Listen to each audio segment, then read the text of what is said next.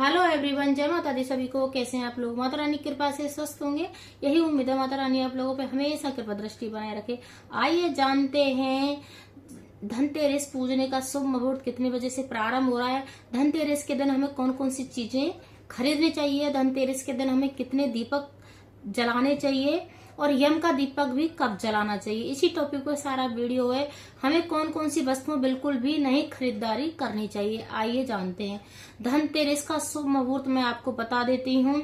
7:16 से प्रारंभ हो रहा है और 8:20 पर समापन हो रहा है। तो इस बीच में आप धनतेरस पूछ सकते हैं। तो 1 घंटे का समय और इस दिन मतलब अच्छे से विधि विधान से हमें धनतेरस पूजनी होती है, क्योंकि जो 5 दिन का जो होता है त्योहार, तो इसी दिन से प्रारंभ होते हैं और भाई दूज पे समापन होता है। अब आता है हमें 13 दीपक जलाने हैं और ये कौन कौन से जगह जलाने हैं। तो जो अपने घर के जो मेन गेट है उस पे जलाना है, भगवान के जलाना है, तुलसी माता पे जलाना है और पीपल के वृक्ष में जरूर दीपक जलाना चाहिए, उनकी जड़ों में।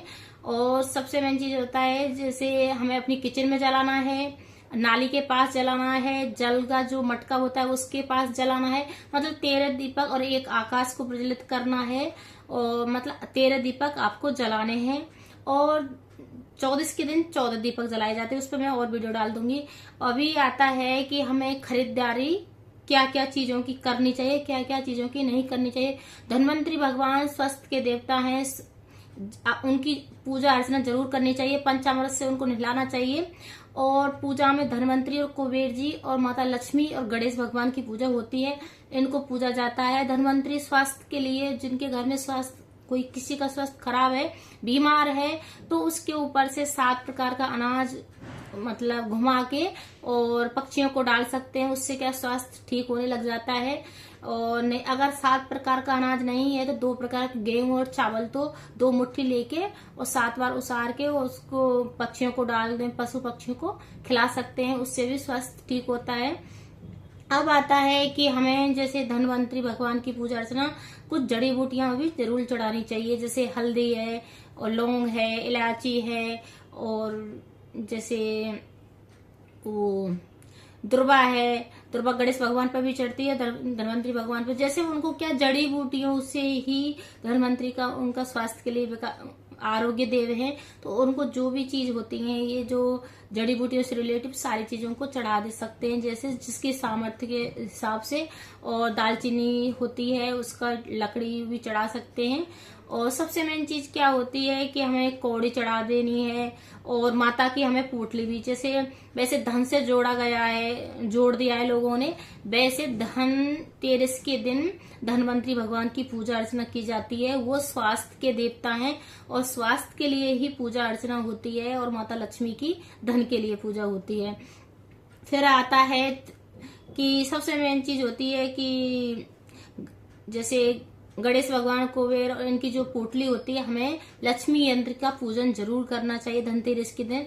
तो लक्ष्मी यंत्र मार्केट से ला सकते हैं, चांदी का भी ला सकते हैं, तांबे का भी ला सकते हैं, जैसे जिसकी सामर्थ्य है उस हिसाब से ला सकते हैं। अब खरीदारी के ऊपर आती है, कौन सी चीजों का खरीदारी नहीं करनी चाहिए धनतेरस के दिन। हमें स्टील का भी बर्तन बिल्कुल नहीं लेना चाहिए। जो राहु से जुड़े हुए ये चीजें हैं उनको बिल्कुल भी धनतेरस के दिन नहीं खरीदना चाहिए।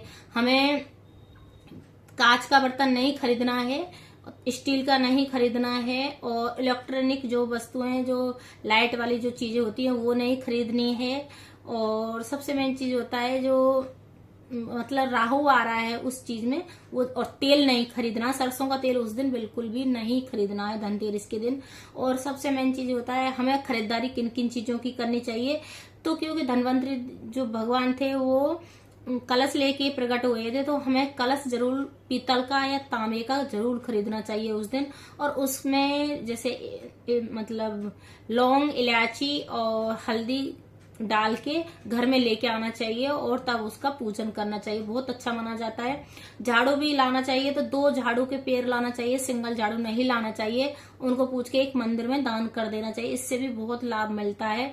एक मंदिर के लिए, एक अपने घर के लिए, 2 पेड़ जरूर लाएं। एक पेड़ सही नहीं रहता है, झाड़ू लाते हैं। और धनतेरस के दिन जैसे चांदी का सिक्का भी खरीदा जाता है, चांदी की सोने की चीजें कुछ खरीद सकते हैं। जो खरीदारी में होता है वो मेन ये चीज होती है, और ज्यादा पैसा भी वेस्ट ना करें, जो मेन चीज होती है वही खरीदारी करें। क्योंकि जितना हम, और किसी को उधार नहीं देना चाहिए धनतेरस के दिन। जैसे बहुत लोग पैसा लेने आ जाते हैं, तो हमें उधार किसी को नहीं देना, उस दिन बिल्कुल भी मना कर देना है। और सफेद चीजों का हमें दान जरूर करना चाहिए धनतेरस के दिन। मंदिर में या चीनी दे सकते हैं, या कुछ प्रसाद वगैरह, या कुछ, और हनुमान जी की भी पूजा जरूर करनी चाहिए धनतेरस के दिन। और पीपल के पेड़ के नीचे हमें दीपक जरूर लगा के आना है, और पीपल का पत्ता तोड़ के लेके आना है, उस पे श्री लिखना है, श्रीम श्रीम लिख के फिर उसको अपनी तिजोरी में 1 साल के लिए रख देना है। और फिर देखना कितना लाभ मिलता है।